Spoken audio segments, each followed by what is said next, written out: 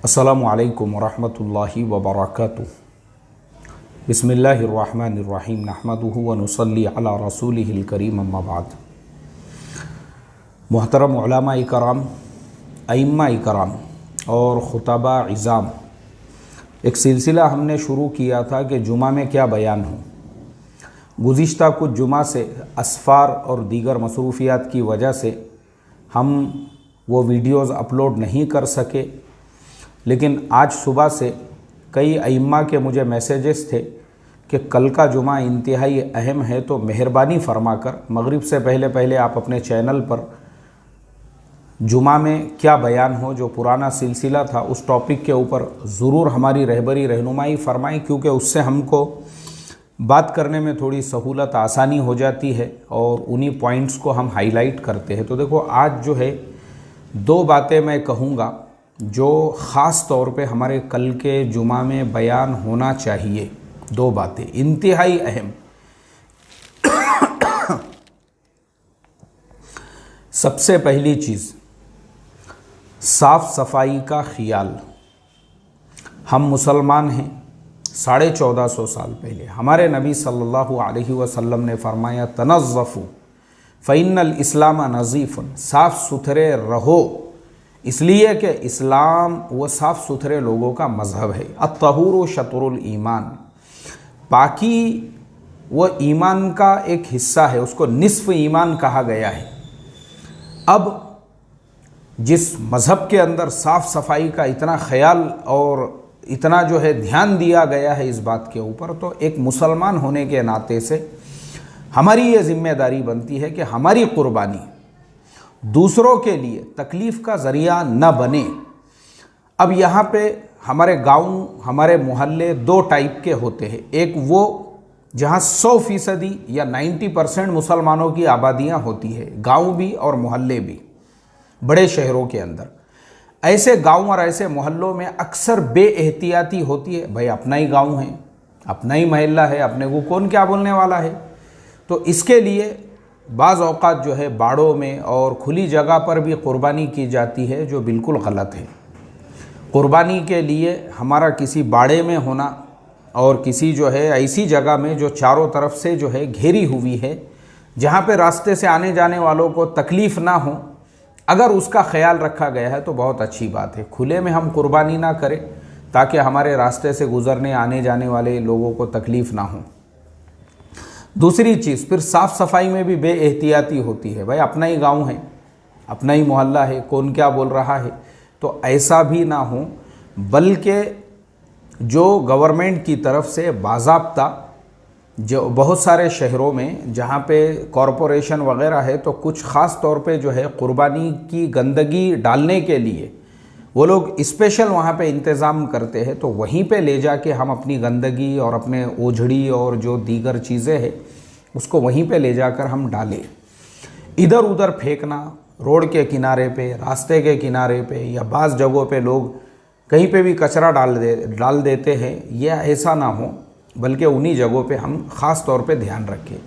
तो ये मुसलमान बस्तियों के लिए और जहाँ मुसलमान अक्सरियत में हैं उनके लिए मैंने कहा हूँ। दूसरे, हमारे शहर और हमारे गांव, हमारी बस्तियाँ मिक्स होती है, जहाँ हमारे बिरादरान वतन भी हमारे साथ में होते हैं। ऐसे बस्तियों में, ऐसे मोहल्लों में, ऐसी बिल्डिंगों में हम ख़ास तौर पे इस चीज़ का ख्याल रखें।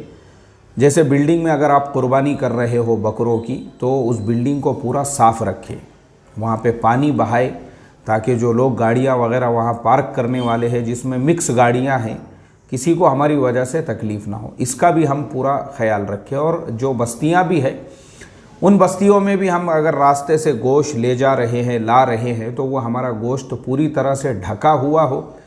किसी तरह किसी भी किस्म की हमारे जो बिरादरान वतन हैं उनको हमारी तरफ से गलत मैसेज नहीं जाना चाहिए। देखो, ये चीज़ें क्या होती है लोगों के लिए जो है ना, क्योंकि मैंने इससे पहले भी हम इस उन्वान पे कई मरतबा बात कर चुके हैं कि जो लोग यानी हमारे जो बिरादरान वतन हैं उनको हमारे मस्जिदों वाला इस्लाम नज़र नहीं आता है। आप कितने बड़े तहज्जुद गुजार है, आप इशराक और चाश्त का कितना एहतमाम करते हैं, तस्बीहात का मामूल है, और माशाल्लाह आप जो है रमज़ान का पूरा आखिरी आशरा जो है एतेकाफ़ में गुजारते हैं, और आप किससे बैत है, उनको कुछ लेना देना नहीं है इससे। आप कितने बड़े आबिद है, जाहिद है, उनको ये सब चीज़ें जो है ना ये नज़र नहीं आता उनको, ये वाला इस्लाम। उनको क्या नज़र आता है, बकरीद का मौका है और आप गंदगी इधर उधर कर रहे हैं, बिल्डिंग में जो है आपके आधे मकानात है, आधे बिरादरान वतन के, और पूरी वहाँ पे कोई ख्याल नहीं है साफ़ सफाई का, उनको ये इस्लाम नज़र आता है। आपने ओझड़ी रास्ते के किनारे फेंक दिए हुए हैं, अब कार से जाने वाला देख रहा है कि यार बड़ी बड़ी ओझड़ियाँ बीच रोड पे फेंक दी गई है रोड के किनारे पे, वो उनको नज़र आती है। वो बोलते हैं ये इस्लाम है क्या, ये मुसलमानों का मज़हब ये है, ये इस्लाम है। ये चीज़ें जो होती है ना, इसीलिए हमारे लिए मौका होता है कि हम साफ़ सफाई का पूरा ख्याल रखें। दूसरी चीज़, गोश्त की तकसीम। अब अक्सर जगहों पर क्या होता है, अक्सर जगहों पर यह होता है कि हम अपने तौर पे गोश्त की तकसीम करते हैं। अब उसमें 3 हिस्से जो है उसका हुक्म दिया गया है कि भाई एक अपने लिए, एक रिश्तेदारों के, एक जो है गुरबा और फ़ुकरा के लिए। अब वो बेचारे गुरबा फ़ुकरा का तो हिस्सा निकालते ही नहीं हैं, हम पूरा उसको फ्रीजर के अंदर भर के रख देते हैं, 6 महीने तक चल रहा है कुर्बानी का गोश्त। ये गलत है, अल्लाह हिफाजत फरमाए। इसलिए हमारा जो कुर्बानी का गोश्त है, हमारे बिल्डिंग के हर मकान में, चाहे हमारा दोस्त हो या दुश्मन हो, वो हमको सलाम करता हो या ना करता हो, जान पहचान वाला हो या ना हो, सबको हमने कुर्बानी का गोश्त पहुंचाना चाहिए। बड़ी गलत बात है ये कि बाज़ जगहों पर ससरे साहब का मकान 30 किलोमीटर दूर है, तो वहाँ तक बाइक के ऊपर जो है गोश्त ले जाके दिया जा रहा है ससरे साहब के घर पे, और 30 मीटर के दूरी पे अपने सगे भाई का घर है, नहीं जमती नहीं बोले, अपनी माँ बाप का घर है, नहीं, हमारे बाप के अखलाक सही नहीं थे, हकाला था उसने हमको घर पे। अरे हमारी माँ जो है बहुत गालियाँ देती, वो उसकी ज़ुबान सही नहीं है, इसलिए मैं माँ बाप के घर पे गोश्त नहीं देता। हाँ, ससरे के घर पे देता हूँ, वो 30 किलोमीटर देहू रोड पे रहते हैं, बोले वो पिंपरी चिंचवड़ से भी आगे, मैं वहाँ ले जाके उनको दूंगा। लेकिन माँ बाप का जो है 30 घर छोड़ के घर है, वहाँ नहीं दूंगा मैं। तो ये जो है ना जानवर पने की निशानी है। ये काहे को किया भाई तूने कुर्बानी, जब तेरे दिल से, यानी कुर्बानी का मकसद तो होता है अपने नफ्स की गिलाजत, गंदगी, किब्र, हसद, जलन, उसको ज़िबाह करना। तूने उसको ज़िबा ही नहीं किया, अभी भी तेरे दिल में पूरी गंदगी भरी हुई है, वो भी अपने सगे भाई के लिए, अपने माँ बाप के लिए, अपने पड़ोसियों के लिए। गलत बात है ये। तो इसके लिए हमने ये सारी बातों का ख्याल रखना चाहिए कि हमारे कुर्बानी का गोश्त, वरना ऐसा होता है कि हम पड़ोस में करोड़पति है, हमारे घर पे 5-5, 10-10 बकरे ज़िबा हो रहे हैं, हमारे रिश्तेदारों को हम भेज रहे हैं, और हमारा पड़ोसी वो कुर्बानी के दिन भी गोश्त की दुकान पे जाके जो है गोश्त ख़रीद रहा है। ये मैंने मेरी आंखों से देखा हूँ, अल्लाह हिफाजत फरमाए। कुर्बानी के दिन अगर कोई मुसलमान गोश्त ख़रीद रहा है, या आपके पड़ोस में कोई भी गरीब हो अगर वो गोश्त ख़रीद रहा है, ये आपके लिए अफसोस की बात है। ये बिल्कुल ऐसा नहीं होना चाहिए। इसीलिए हमारी एक तरतीब है अल्हम्दुलिल्लाह, जो हमने कोरोना से पहले, लॉकडाउन से पहले, मैं जिस बस्ती में इमामत करता था, हमने हमारे वहाँ की, हमारी पूरी टीम है नौजवानों की, और हमने उनको लेकर आज से कोरोना, क्योंकि कोरोना की वजह से हमने वो सिलसिला रुका हुआ था, लेकिन आज से 2 साल पहले हमने क्या किए, पूरे एरिया में ऐलान किए, उसके बाज़ाब्ता पंपलेट छापे, सोशल मीडिया पे वायरल किए कि भाई कुर्बानी का जो गुरबा और फ़ुकरा का तीसरा हिस्सा है, वो पूरा क्या पूरा एक जगह पे जमा किया जाए। हमारे जो एक नौजवान साथी है, साथ में काम करने वाले, उनके मकान पे वो पूरा जमा हुआ, और बाकी जो काम करने वाले साथी है उन्होंने पूरा सर्वे करके कि किन घरों में कुर्बानी नहीं हो रही है, वैसे घरों में 2-2 किलो ऐसे उसके पैकेट बना के जो है तकरीबन कई ऐसे 400 से 500 मकानात के अंदर जो है वो 3 दिनों तक गोश्त पहुंचाते रहे। जैसा जैसा आया। भाई हमारे बस में था हमारे अपने इलाके को कवर करना, हमने किए। यही तरतीब अगर हर गांव में हो, हर बस्ती में हो, तो क्या होगा, आपके गांव में बस्ती के अंदर कोई भी गरीब, कोई भी मुस्तहिक जो है वो महरूम नहीं रहेगा गोश्त से। और मैं आपको बताऊं, ये तरीक़ा मैंने सीखा हूं मेरे नाना जान से, वो अभी ज़िंदे है, हयात है, 92 से ऊपर उनकी एज है, अल्लाह ताला उनकी उम्र में बरकत अता फरमाए। और हट्टे कट्टे है, मतलब 92 साल की उम्र है तो ऐसे बुढ़े हो गए, डंडा आ गया, झुक गए, किसी के मोहताज कुछ नहीं, नो चश्मा, एक दांत भी अभी तक उनका जो है वो नहीं है। अल्हम्दुलिल्लाह, अल्लाह का एहसान है इतनी उम्र के अंदर भी। तो ये तरतीब हमारे नाना की हमने अपने बचपन में देखे। बाज़ाब्ता ईदगाह के अंदर, बाज़ाब्ता जो है हमारे उस्ताद मोहतरम थे, हमारे गांव के जो काजी और ख़तीब थे, ज़िंदगी में पहला अलीबा हमने उन्हीं से पढ़े थे।